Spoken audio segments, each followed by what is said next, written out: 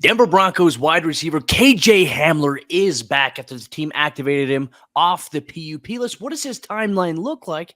And what does the Broncos wide receiver room look like? Plus, Baron Browning creating pressure off the edge consistently through 5 days of Broncos camp, and Patrick Surtain, Courtland Sutton, the battle that everybody needs to keep their eye on. You get that and much more in today's brand new episode, Locked on Broncos. You are Locked on Broncos, your daily Denver Broncos podcast. Part of the Locked on Podcast Network. Your team every day.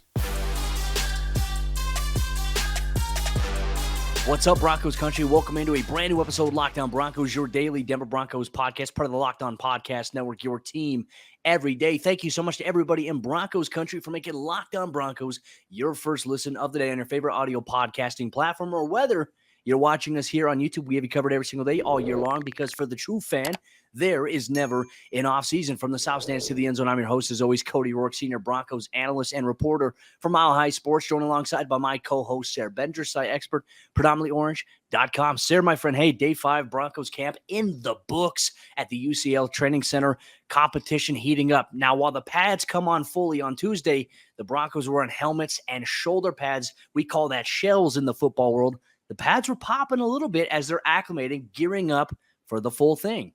You'd love to see it. I mean, it makes it feel even more real, like football is back when you see the shoulder pads on, and especially to see KJ Hamler walking out of the locker room, right? I mean, that was a big focal point for this first and quote unquote padded practice. I mean, they're partly in pads, right? So to see KJ Hamler out there coming off the PUP list, joining that loaded wide receiver room, it's a lot of fun. I mean, I know that Nathaniel Hackett keeps his practices moving pretty fast, going from one thing to the next, it sounds like. And KJ Hamler, I mean, he's going to add another element of speed to this offense, and he's going to help keep them, I think, really just balanced. The Broncos running game, we expect them to be still a pretty run heavy team, not necessarily run first, but KJ Hamler, him being out on the field, it allows the Broncos to be able to keep the entire playbook open, because defenses have to respect that 4-2, 4-3 speed that he brings out there.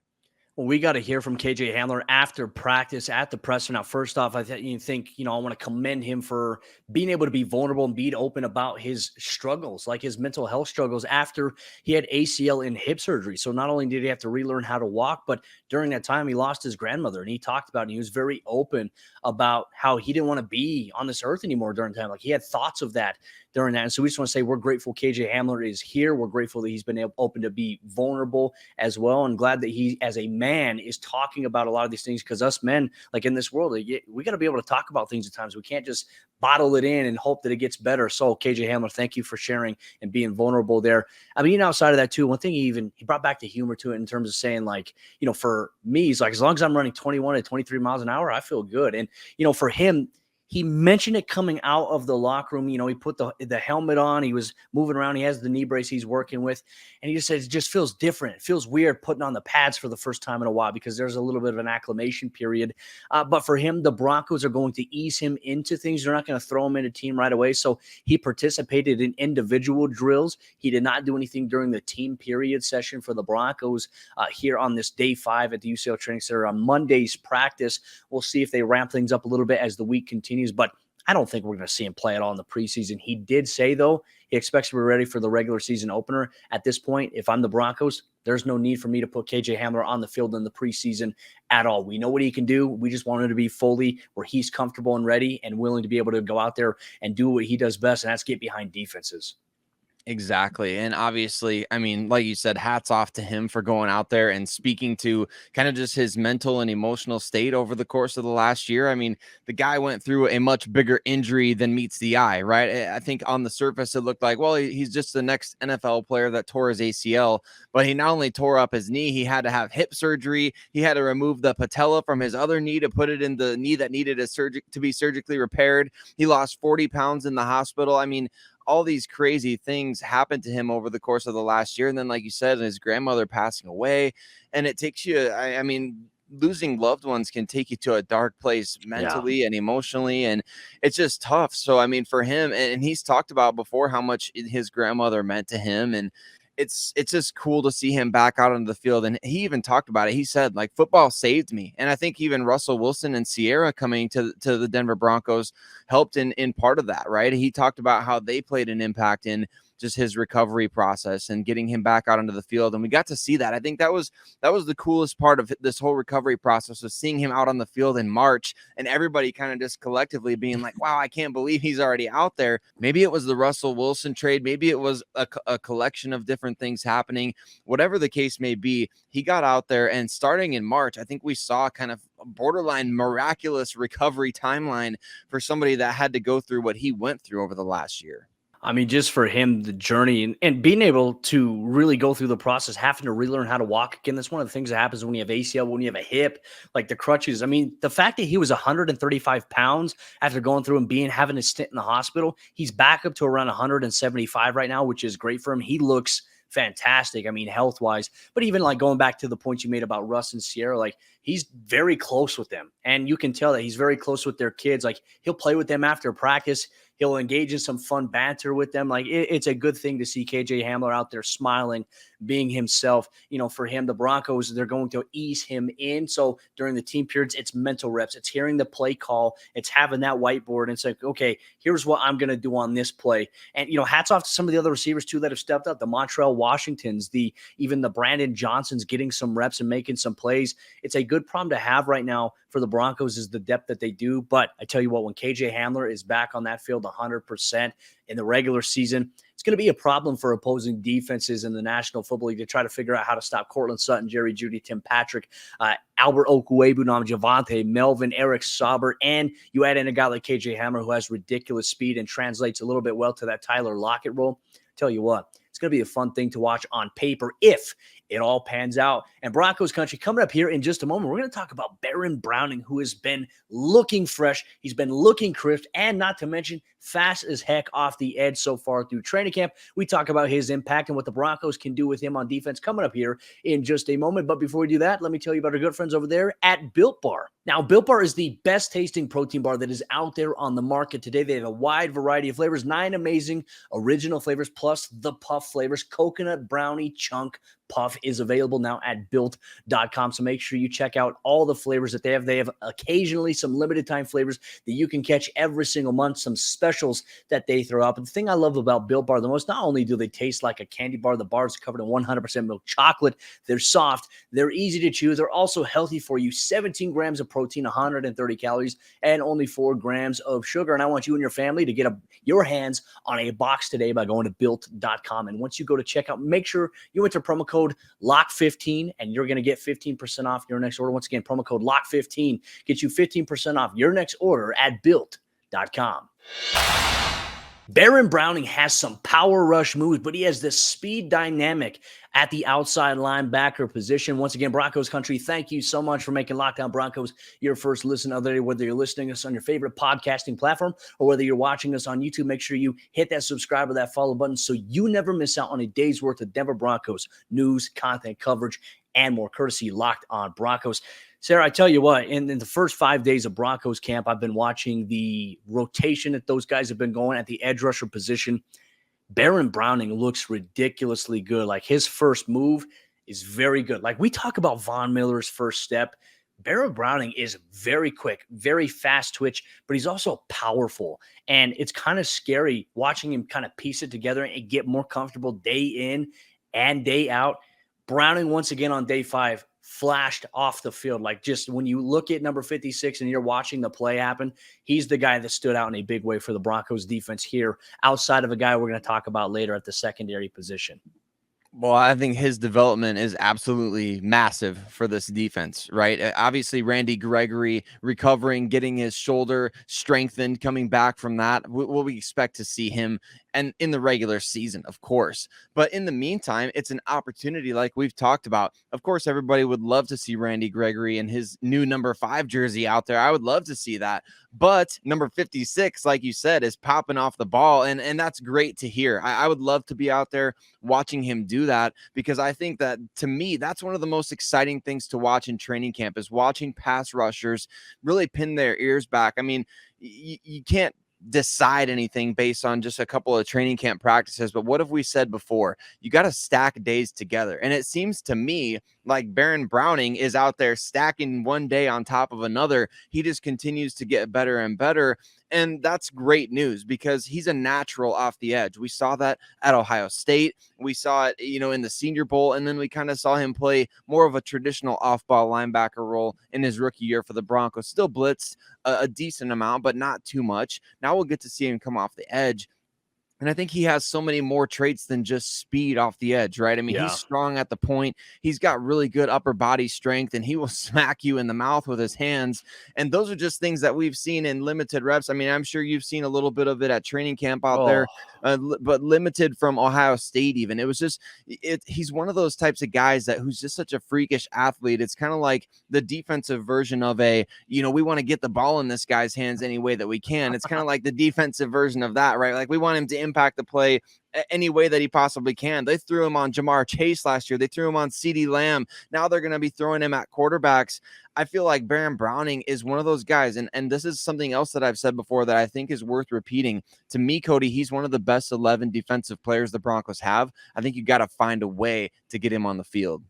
There was one play that he had that I was just like, oh my gosh, this guy's ridiculous. Okay, so he's an outside linebacker. Those of you who can't watch the YouTube broadcast and you're listening to the podcast version, visualize this. Okay, so he's gotten his stance and he's watching that ball. Once that ball moves, it's almost like he times it right before the ball moves. So it kind of borderlines between being like an offsides versus just a clean, fast, perfect rush. And one thing he did against the tackle, I forgot which tackle he was working against. He kind of just attacks upfield. He punches, he long arms a guy. And then all of a sudden he did this rip move and was able to get in the backfield. And he chased after Josh Johnson. He had 2 sacks on Josh Johnson in practice here today, but his pressure is ramping up. And he's in that package there, though, with Nick Bonito, the Broncos' second-round rookie pick out of Oklahoma. And Sayre, those guys are working in kind of like the speed rush package. They're the 3 and the 4 edge rushers here. But, man, I tell you what, part of me is envisioning Ejiro Evero has the ability, if he wants a combination of guys who have that power but speed. Could you imagine just putting a guy like Baron Browning on the same side as Draymond Jones, who's absolutely just mauling people in practice, by the way?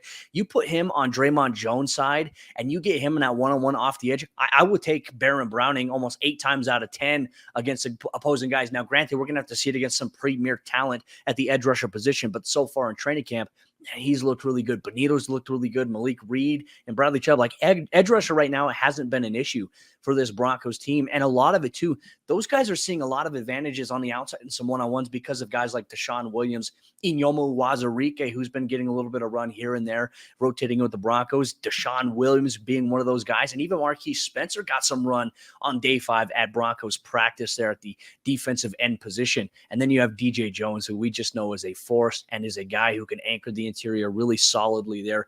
If the Broncos front 7 can stay healthy, Sayre, I have a strong feeling they could be a top 5 unit, not only just against the pass and against the run, but I think that they're going to be a team that gets them, a ton of sacks on opposing quarterbacks, which does lead open to opportunities for more takeaways for this Broncos team here this upcoming season.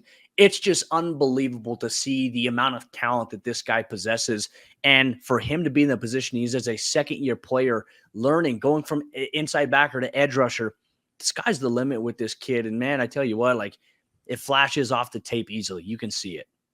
I'm just picturing the Pope holding up his hands and closing his eyes. Let it manifest. All these ideas, let them manifest. I mean, I want to see the NASCAR package. I want to see Baron Browning behind Draymond Jones. I want to see all of these different things because the Broncos do have so many options. I mean, Vic Fangio did such a great job of getting the best out of really 11 to 14 guys. If they were healthy, I mean, he didn't really take guys off the field if he didn't have to. I think we're going to see something completely different with Ejiro Evero and his style because he has a lot of guys to rotate in on that defensive front 7. Not that Vic Fangio didn't have a lot of guys to rotate in, but I think when you have studs like Von Miller and Bradley Chubb out there, you don't necessarily want to rotate in unless you have to. And I think now we're going to see this creativity. These athletes are out there. You've got to be able to deploy them in different ways. And Baron Browning is kind of like, he's kind of just the tip of the iceberg, right? There's so many different guys on this defensive front seven who have those kinds of qualities, not to mention the guy that you said that he's running opposite of, Nick Bonito, who you watch him at Oklahoma. I mean, this guy is all over the place doing so many different things. He's not just pinning his ears back and rushing after the quarterback. He's dropping into coverage. He's playing a quarterback spy. He's doing so many things. He was actually a really good run defender at Oklahoma. And I know that the Broncos have talked about him wanting him to get a little bit stronger, which I think is pretty normal for a lower weight college edge rusher. But at the same time, the versatility is the key in today's NFL if you're a defensive front seven player. And I think that we're going to see a lot of different ways that you can use talented players in this Ejiro Evero defense. It'll be a main storyline to watch for the Broncos this upcoming season. You get all the coverage here, Locked On Broncos. But coming up here in just a moment, Broncos country, why is Patrick Surtain versus Courtland Sutton must-see TV? We break down the dynamics of their battles at training camp and how it's sharpening each other's playability. You get to that coming up here in just a moment. But real quick, let me tell you about the Locked On Podcast Network and what we have going on here, the Locked On Broncos Podcast. Now, if you're looking for daily Denver Broncos news, content coverage, this is the place that you need to be, because every single day, all year long, we have you covered on the biggest news, the storylines going out with your Denver Broncos. I'm on the beat. I'm covering the team up close and personal every single day at every practice, traveling to every single game and covering the Broncos. You get the best objective point of view here on the Locked On Broncos podcast. You get to learn a little bit more about the X's and O's as well. So make sure you make Locked On Broncos your first listen of the day every single day here on the Locked On Podcast Network. Iron sharpens iron. That can be a term that summarizes Courtland Sutton versus Patrick Surtain in practice every single day. Thank you once again, Broncos country, making Locked On Broncos your first listen of the day every single day. Sayre, my friend, I tell you what, it's almost like an evergreen topic now every single day that we're at practice, watching Courtland Sutton and Patrick Surtain battle each other. And I tell you what, on Monday's practice, day 5 at the UCL Training Center, it lived up to the hype here once again. Now, during the Broncos team period, the offense really struggled. There were like 3 or 4 false start calls that had happened for the Broncos. And so Nathaniel Hackett was a little frustrated with just the lack of focus. You know, and a lot of it's the cadence. There's music playing while they're doing it. It's trying to get guys to buckle down and just focus. And if you're false starting, often at times, he said, it attributes to you thinking about something else versus what you're supposed to be doing, or you're thinking too much, which he doesn't want his players to have to think too much. So Russell Wilson gathered everybody together. He huddled and he held a little bit of message. Hey, guys, we got to get this going. And so they ended up doing that. And we'll talk about the red zone period coming up here in a moment. But in the team period, they tried to test Patrick Surtain downfield deep once again with Courtland Sutton, one-on-one. PS2, once again, just body position, great technique, fitting in and knocking the football away. There was one play, and it was the very first pass attempt that Russell Wilson had to Courtland Sutton downfield in coverage against Surtain, where Courtland gets in his hands. Patrick Surtain has his hand on the ball as well. Court lands on the ground. The ground dislodges the ball, so it fell incomplete. The second time they tried another deep one, and once again, Patrick Surtain is just running up out of nowhere, comes up and deflects it. And I tell you what, just his coverage is impeccable. Courtland Sutton is making Patrick Surtain better, and it's the vice versa. Patrick Surtain is making Courtland Sutton better. And some people are even saying, like, I've had Broncos fans comment or tweet me saying, no, shouldn't they switch things up because isn't it, doesn't impact their chemistry, the offense and Courtland, does this impact Courtland Sutton's confidence?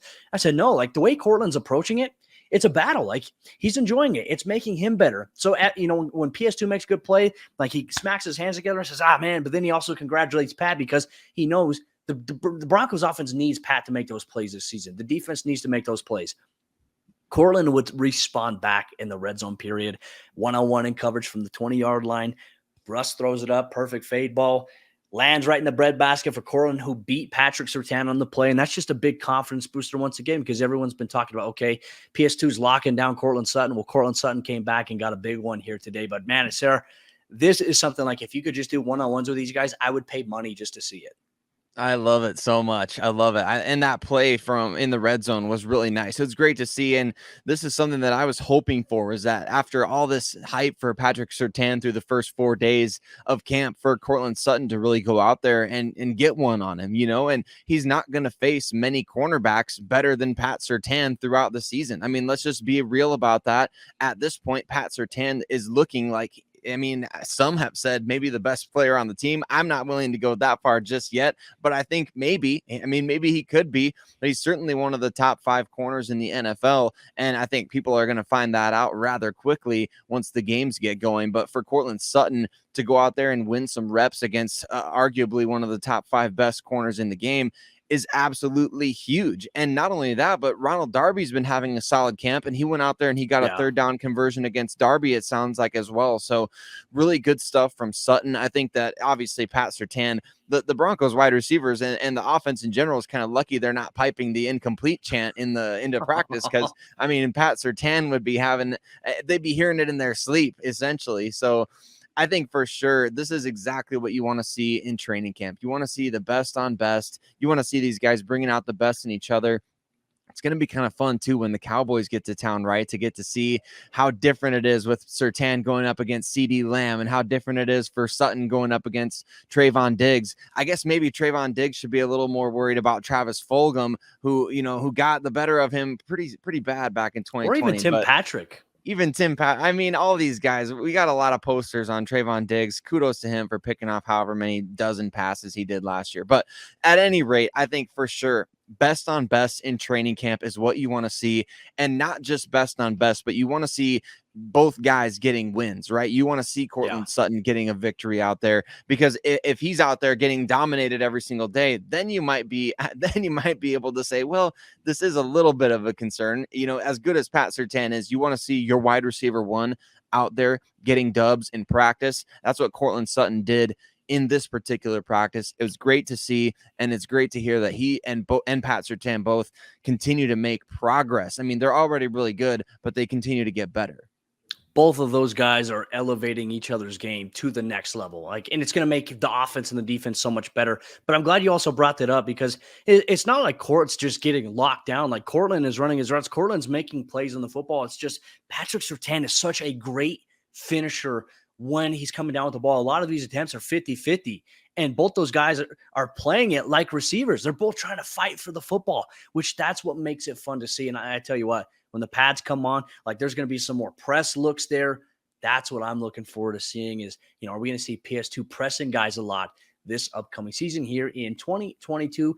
We'll take a look at that all throughout Broncos training camp. The pads come on officially on Tuesday, full padded practice, and we have you covered here every single day, all year long on the Locked On Broncos podcast. But that'll wrap up today's episode of the show. Sayre, Bedinger, and myself, we will be back for Day 6 recap on tomorrow's episode of the show. You can get the show a day early on YouTube, Locked On Broncos. Make sure you hit that subscribe button and you turn on that bell so you never miss out on all the coverage and content, or you can get it the next day on your favorite podcasting platforms. I'm Cody Roark, speaking for Sayre Bedinger. We'll see you tomorrow for a brand new episode, Locked On Broncos.